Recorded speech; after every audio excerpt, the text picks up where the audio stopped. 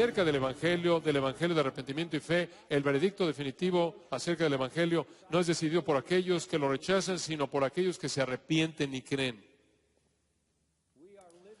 Somos demostraciones vivas de la sabiduría viva, verdadera del Evangelio, porque nuestras vidas han sido transformadas. Los pecadores impenitentes, incrédulos, que se creen buenos, inventan razones para rechazar, inclusive pueden burlarse de los predicadores, burlarse del Evangelio. Son como niños caprichosos que no quieren acompañarte. Entonces, ¿qué hace el Señor? Cuando la invitación a arrepentirse es rechazada, cuando la invitación a creer en el Señor Jesucristo es rechazada, ¿qué hace el Señor? ¿Acaso Él cambia el método? ¿Acaso Él trata de suavizar el golpe? ¿Acaso Él trata de recuperar una relación al decir cosas buenas acerca de esas personas? No. Observe lo que nuestro Señor hace. Versículo 20. Entonces comenzó a reconvenir a las ciudades, en las cuales había hecho muchos de sus milagros, porque no se habían arrepentido. ¿Cuándo fue la última vez que usted denunció a un pecador quien no se arrepintió? Si usted tiene autoridad como lo es, usted tiene autoridad delegada de Jesús para usted y le ha dado autoridad a usted a través de la revelación del Nuevo Testamento. Usted habla en su lugar. ¿Cuándo fue la última vez que usted le dijo a un pecador, ¿entiendes las consecuencias, las implicaciones de lo que acabas de hacer? De hecho, lo que usted ve aquí por parte del Cordero de Dios es la ira del Cordero. Versículo 20. Entonces comenzó a reconvenir o a denunciar. Este es enojo santo. Este es una palabra griega muy fuerte. Y él denuncia las ciudades en las cuales había hecho la mayoría de sus milagros. Entre más habían sido expuestos a la verdad, mayor sería su juicio. Las ciudades en las que la mayoría de sus dunamis fueron hechos, sus obras de poder fueron hechos. Ahora, ¿cuál es la ciudad? Ahora, ¿qué es una ciudad? Es la gente, es la gente.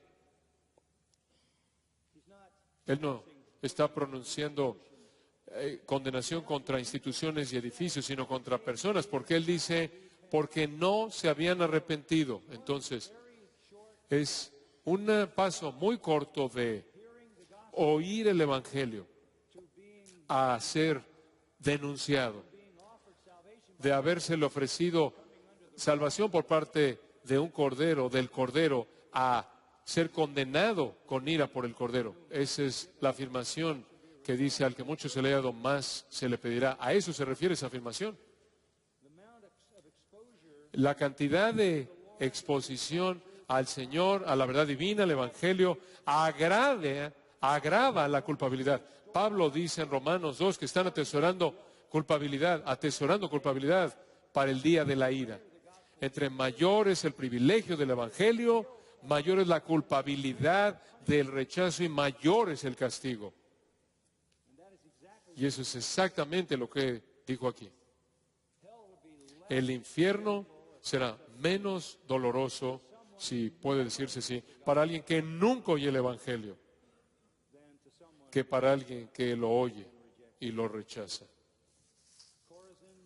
Corazín, Betsaida, Capernaum, 3 ciudades en donde Jesús había hecho sus milagros. Literalmente, lo habían tenido ahí por 3 años y habían tenido una prueba abrumadora porque Él le hizo milagros ahí o porque los milagros que hizo en la parte sur de Judea les estaban siendo reportados ahí. Su rechazo en arrepentirse y creer fue frente a la evidencia abundante. En el Evangelio de Juan, Juan escribe, si todas las obras que Jesús hizo se registraran, los libros en el mundo no podrían contenerlas.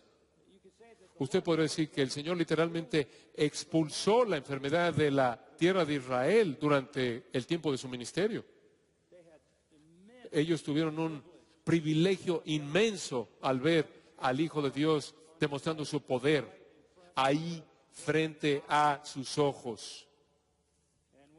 Y cuando fueron llamados a arrepentirse, fueron llamados a creer, no creyeron ni se arrepintieron.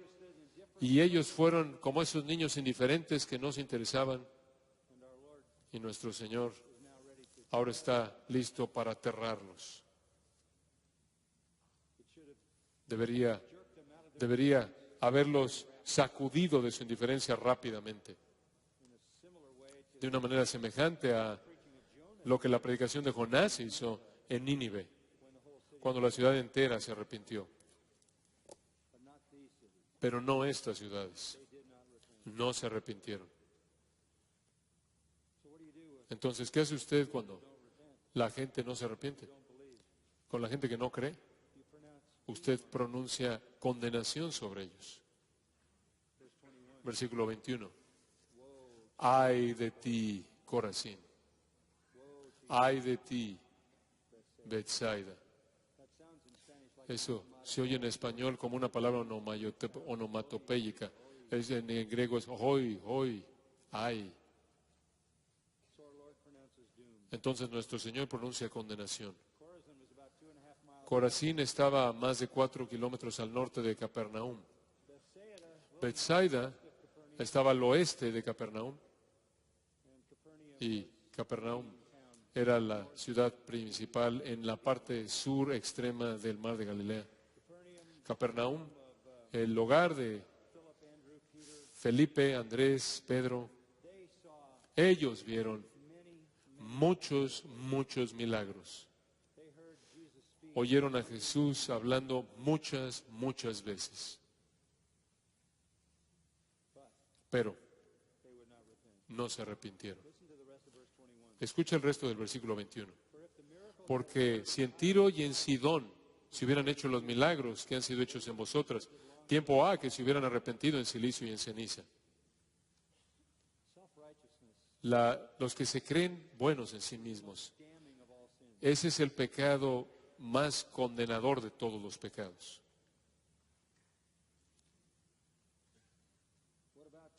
¿Qué hay acerca de Tiro y de Sidón?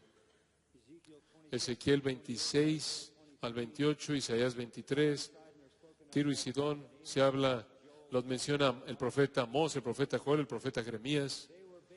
Básicamente eran ciudades llenas de ídolos, adoración a Baal, inmoralidad desenfrenada, impiedad, soberbia, dignas de condenación. Y el Señor pronunció condenación sobre ellas en el mundo antiguo. Esas ciudades son remanentes de esas ciudades existían en la actualidad, según Mateo 15:21, Él fue ahí y Él sin duda alguna pensó en Tiro y Sidón de su día. Tiro y Sidón fueron devastadas, fueron aplastadas y toda persona en esas ciudades fueron consignados al castigo eterno. Si esas ciudades hubieran visto lo que Corazín y Betsaida vieron, se habrían arrepentido mucho tiempo antes en silicio y ceniza. Esos son símbolos de lloro o símbolos de lamento, de humillación. Lo cual quiere decir esto: Corazín y Betsaida, los habitantes de Corazín y Betsaida, sufrirán más en el infierno eterno que Tiro y Sidón. Tiro y Sidón, escuche, de manera abierta fueron paganos. Corazín y Betsaida, profesando adorar al Dios del Antiguo Testamento. Pero su infierno será más caliente que el de los paganos. ¿Por qué? Porque al que mucho se le haya dado, ¿qué? Más se le pedirá. La gente necesita ser advertida. Más tolerable para Tiro y Sidón que para ustedes. Después en el versículo 23. Y tú, Capernaum, que eres levantada hasta el cielo. Así se sentían en sí mismos, se sentían tan buenos en sí mismos que pensaban que iban a ser exaltados hasta el cielo. Tú serás abatida hasta el Hades. Porque si en Sodoma se hubieran hecho los milagros que han sido hechos en ti, habría permanecido hasta el día de hoy. Sodoma, Génesis 19, ¿cuál fue su pecado? El tipo de homosexualidad más perverso y nauseabundo, y trataron de hecho violar a ángeles. El Señor tuvo que protegerlos. Lot tuvo que protegerlos. La palabra Sodoma es sinónima con la palabra Sodoma es sinónima de la perversión de la homosexualidad. Esa ciudad fue sepultada bajo el fuego y azufre. Esa fue una ilustración temporal de lo que sucedería inmediatamente a todas las personas en esa ciudad cuando terminaran fuera de la presencia de Dios en el infierno eterno, en el fuego eterno. Capernaum, ¿crees que vas a ser exaltada hasta el cielo porque eres tan religiosa? Porque tú dices adorar al Dios del Antiguo Testamento, porque tú dices creerte buena en ti misma. Tú vas a tener un infierno más caliente que los sodomitas, homosexuales, violadores, perversos, impíos. Esos milagros que ocurrieron en Capernaum, si hubieran ocurrido en Sodoma, todavía estarían aquí, porque se habrían arrepentido. Capernaum excedió a Corazín y Betsaida en privilegio. Sodoma excedió a Tiro y a Sidón en impiedad. Pero las personas más miserables jamás no son los sodomitas, sino las personas de Capernaum. No hay protección en la religión en la que la gente se cree buena en sí misma. Ustedes, de todas las personas, tienen que ver al catolicismo romano a la luz exactamente de esta perspectiva. En el juicio será peor para los más privilegiados.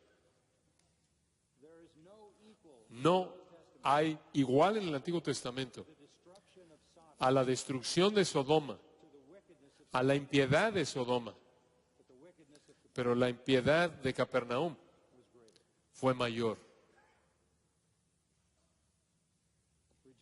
Rechazar el Evangelio, rechazar a Cristo, trae el juicio más severo. Es lo que acabo de leerles en Hebreos 10:26, de cuánto mayor será el juicio de aquel que haya pisoteado la sangre del pacto. No hay evidencia de que los habitantes de Capernaum se opusieron a Jesús. Realmente no hay evidencia de que lo ridiculizaron. Simplemente no quisieron jugar el juego. Quedaron sorprendidos por él. Quedaron fascinados por él. Quedaron impresionados por sus palabras. Eran religiosos, eran respetables, se creían buenos en sí mismos, estaban satisfechos, pero no fueron movidos por el Evangelio. La gente respetable, religiosa, expuesta a la verdad de Jesucristo y el Evangelio, que no se quiera arrepentir, sufrirá el juicio más severo en el infierno. Esa es honestidad en el Evangelio. Esa es la verdad. El infierno será peor para la gente religiosa que se cree buena en sí misma que para los sodomitas. Entonces, ¿qué aprendemos acerca de la honestidad del Evangelio? ¿Involucra un ruego compasivo? ¿Quieres jugar? ¿Quieres acompañarnos? ¿Quieres arrepentirte? ¿Quieres creer? ¿Involucra una advertencia contundente? Acabamos de oír eso. Pero también involucra una promesa de confianza. Observe el versículo 25. En aquel tiempo, tan importante, el Señor necesitaba decir algo para ayudarnos a entender esto. Y Él dice esto: al Padre, te alabo, Padre, Señor del cielo y de la tierra, porque escondiste estas cosas de los sabios y de los entendidos y las revelaste a los niños. Ya para cuando llega al final del versículo 24, el trabajo del evangelismo parece duro y que nos deja con el corazón roto.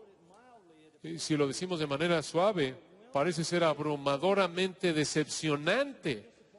Debió haber sido decepcionante para nuestro Señor, que había hecho todo esto durante 3 años, y ser rechazado y menospreciado, y le entregaron a los romanos y lo ejecutaron. Toda la presentación gloriosa del Evangelio, todas las obras milagrosas, todas las palabras gloriosas, palabras divinas que Él habló, y todo eso es rechazado. Esa es la verdad, honestamente. Eso es lo que Dios le dijo a Isaías. Nadie te va a oír, nadie va a escuchar, nadie va a creer. ¿Por qué? Escuche con atención. Porque la salvación es un acto de Dios. La salvación es un acto de Dios. Entonces, ¿qué dice usted cuando usted fielmente predique el Evangelio y presenta un ruego compasivo y presenta una advertencia contundente y la gente no responde? ¿Qué dice usted? Dice usted: te alabo, Padre, Señor del cielo y de la tierra, porque escondiste estas cosas de los sabios y de los entendidos y las revelaste a los niños. Sí, Padre, porque así te agradó. ¿Qué está diciendo? Él está diciendo: la salvación es un acto de Dios. En el momento mismo, cuando la respuesta típica de los pecadores estaba siendo experimentada de nuevo por nuestro Señor mismo, no hubo arrepentimiento, no hubo fe, una respuesta típica de la nación entera de Israel y el mundo. Jesús no está derrotado, Él no está desanimado, sino que más bien tiene confianza, y tiene confianza en esto, en el propósito y plan de su Padre. Alabanza es su respuesta, no desánimo. Cuando el Evangelio es rechazado, ¿qué hace Él? Él alaba, porque es Dios quien determina esconder la verdad y a quien Él quiere revelar la verdad.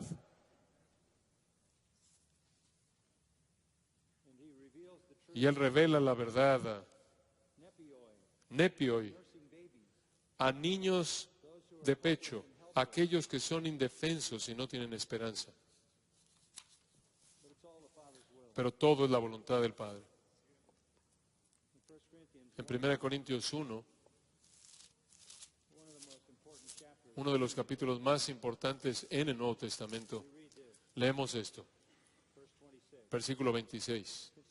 Pues mirad, hermanos, vuestra vocación, esto es vocación o llamado a la salvación, que no sean muchos sabios, según la carne, ni muchos poderosos, ni muchos nobles, sino que lo necio del mundo escogió Dios para avergonzar a los sabios, y lo débil del mundo escogió Dios para avergonzar a lo fuerte.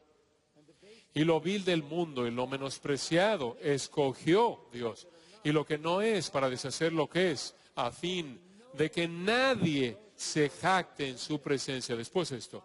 Mas por Él estáis vosotros en Cristo Jesús, el cual nos ha sido hecho por Dios sabiduría, justificación, santificación y redención, para que, como está escrito, el que se gloría, gloríese en el Señor.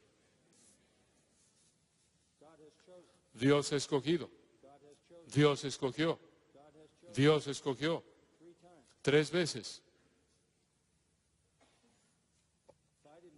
Si no supiera yo eso, yo estaría desanimado. Pero esto agradó a sus ojos. Él va a congregar a sus escogidos. Eso fue lo que Pablo estaba celebrando en Efesios, cuando él dijo, bendito sea el Dios y Padre de nuestro Señor Jesucristo, que nos bendijo con toda bendición espiritual en los lugares celestiales en Cristo, según nos escogió en Él antes de la fundación del mundo, para que fuésemos santos y sin mancha delante de Él, en amor, habiéndonos predestinado para ser adoptados hijos suyos por medio de Jesucristo, según el puro afecto de su voluntad, para el avance de la gloria de su gracia. El ministerio sería desalentador si yo sintiera, si yo pensara que la gente rechaza debido a algo que yo debería de hacer, o la gente rechaza porque dejé de hacer algo. No. El Padre tiene un plan. Versículo 27. Todas las cosas me fueron entregadas por mi Padre. Cualquier persona que es salvada es un regalo del Padre para el Hijo. Escuche esto. Nadie conoce al Hijo sino el Padre, ni al Padre conoce a alguno sino el Hijo, y aquel a quien el Hijo lo quiera revelar. Escuche, la gente que está siendo salvada son aquellos que son escogidos por Dios, y aquellos a quienes el Evangelio y el Salvador en el Evangelio es revelado por obra divina. Martín Lutero dijo, aquí saca todo mérito, todas las capacidades y de razón de los hombres que sueñan en el libre albedrío, no cuenta nada para Dios. Cristo hace todo. El arrepentimiento y la fe en el Evangelio depende de manera total de la voluntad del Padre y la obra del Hijo. Y eso es lo que Dios le dijo a Isaías. Isaías dijo, si nadie va a creer, ¿por qué debo predicar? ¿Por cuánto tiempo debo predicar? Y Dios le dijo, predica hasta que no quede nadie a quien predicar. ¿Por qué? Porque tengo un remanente. Es Isaías, así termina Isaías 6, la simiente santa.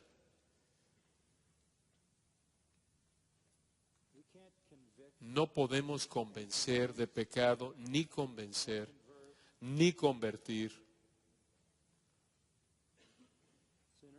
a los pecadores. Solo Dios puede. Entonces, ¿por qué vamos a cambiar el mensaje?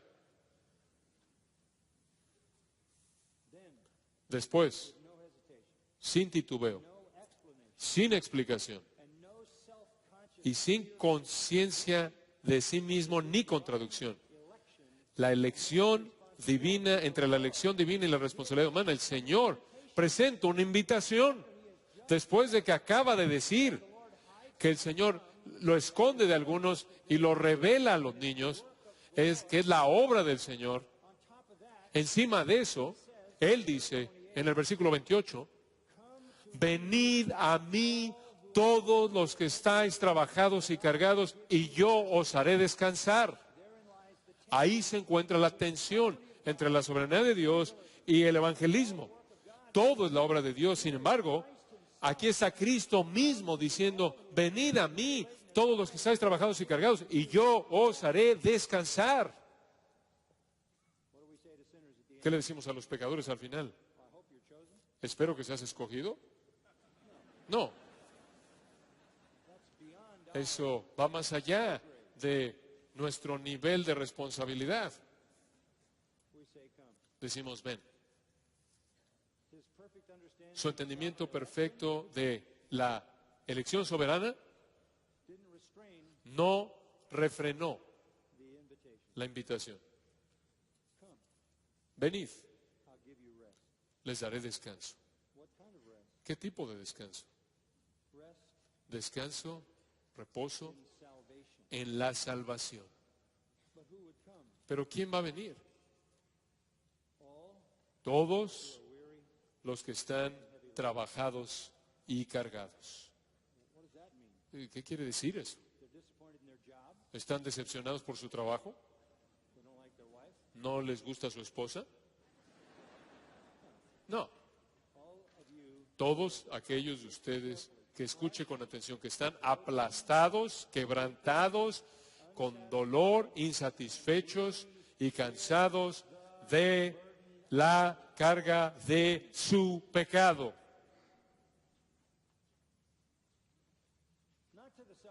No a los que se creen buenos en sí mismos, que piensan que son sabios e inteligentes. No para los que están satisfechos en sí mismos, los niños que rechazan el arrepentimiento y la fe, sino a los que están desesperados, que han agotado todos sus recursos.